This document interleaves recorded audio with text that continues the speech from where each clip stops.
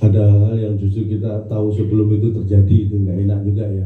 Jadi semua kita anggap bahwa TPS itu kita jaga dengan semaksimal mungkin. Jadi kita tidak akan menyebut itu rawan atau tidak ya, karena memang tidak terbukti sering terjadi kecelakaan di situ. Jadi kalau sering terjadi itu memang disebut rawan kecelakaan. Tapi ini TPS ini 14.800 lebih itu mendapat perhatian yang sama dari Tim 03 karena kita maksimal. Jadi di semua TPS itu kita maksimal untuk menjaga suara kami dan juga mencegah kecurangan-kecurangan yang terjadi. Jadi itu terlepas dari mungkin orang menyebut itu daerah rawan atau tidak, tapi kita akan sama memperlakukan dan semua itu dengan detail kita jaga semaksimal mungkin. Mungkin dari saya itu bisa ada ditambahkan mungkin Pak Ade. Untuk wilayah-wilayah yang kita anggap rawan, kecenderungan seperti juga di dalam pemilu-pemilu sebelumnya, yaitu wilayah-wilayah yang terkait dengan wilayah perbatasan, wilayah batas wilayah Jakarta, seperti dengan wilayah Bekasi, juga daerah-daerah yang menjadi daerah pinggiran DKI ini ada kecenderungan kita lapisi penguatan-penguatan. Biasanya di situ muncul kartu-kartu tambahan yang tidak jelas di wilayah-wilayah perbatasan ini, karena bisa juga tetangga sebelah itu bisa ikut nyoblos yang sebenarnya bukan warga daerah khusus istimewa Jakarta saat ini. Ini informasinya ada kecenderungan sama dengan pemilu-pemilu sebelumnya. Untuk wilayah perbatasan memang saksi dalam dan saksi luar kita pertebal, bahkan ada konseling malam untuk hal yang terkait dengan wilayah perbatasan. Saya gitu. Ya. Terima kasih Pak Habib.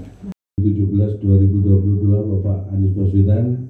Kemudian juga terima kasih Gubernur Jakarta 2014-2017 Bapak Basuki Cahayapurnama.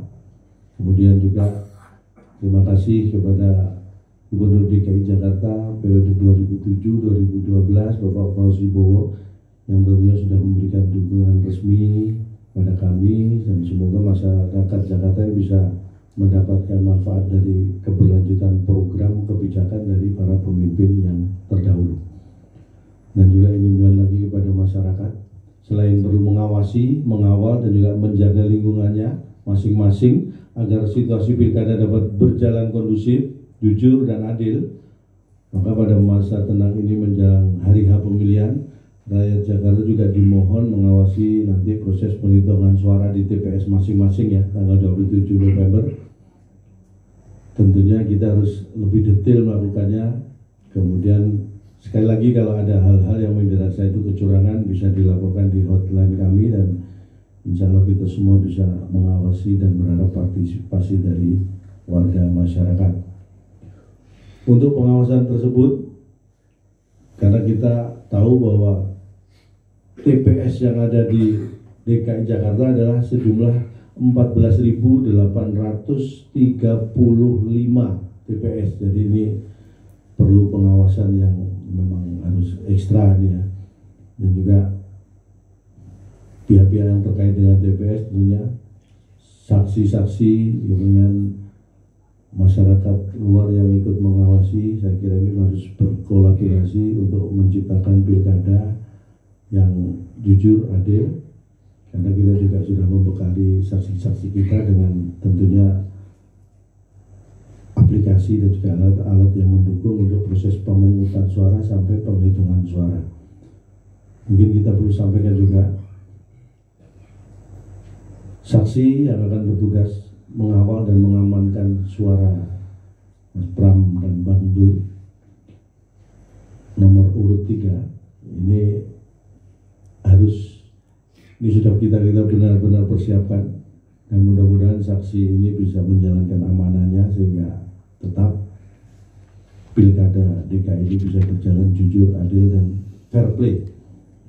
Kita perlu sampaikan juga bahwa saksi kita berlapis ya, dari partai pendukung, dari PDI Perjuangan, Hanura dan juga Partai Umat, dan juga ada saksi dari tim pemenangan dan relawan, kemudian juga saksi dari saudara-saudara kita dari komunitas-komunitas seperti FBR, Forkabi, FKPPI, dan juga warga Jakarta, relawan Mas Anies.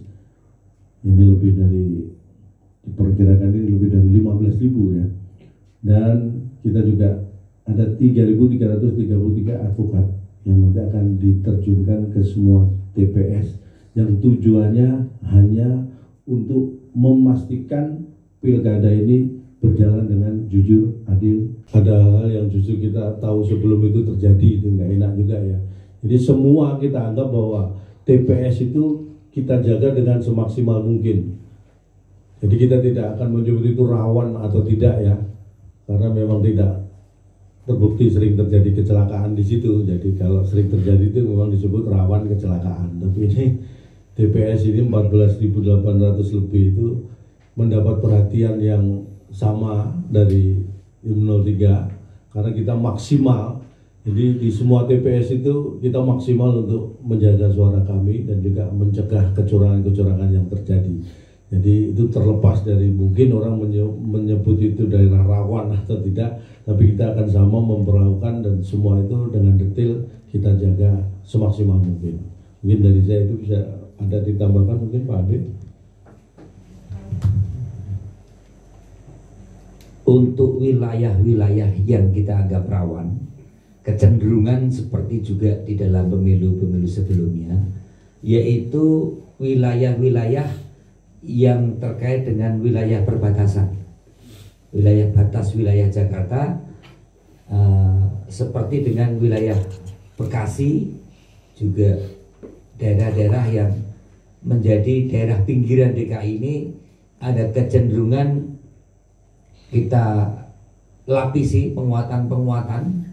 Biasanya di situ muncul kartu-kartu tambahan yang tidak jelas di wilayah-wilayah perbatasan ini, karena bisa juga tetangga sebelah itu bisa ikut nyoblos yang sebenarnya bukan warga daerah khusus istimewa Jakarta saat ini. Ini informasinya ada kecenderungan sama dengan pemilu-pemilu sebelumnya. Untuk wilayah perbatasan memang saksi dalam dan saksi luar kita pertebal, bahkan ada konseling malam untuk hal yang terkait dengan wilayah perbatasan. Saya gitu. Terima kasih Pak Habib.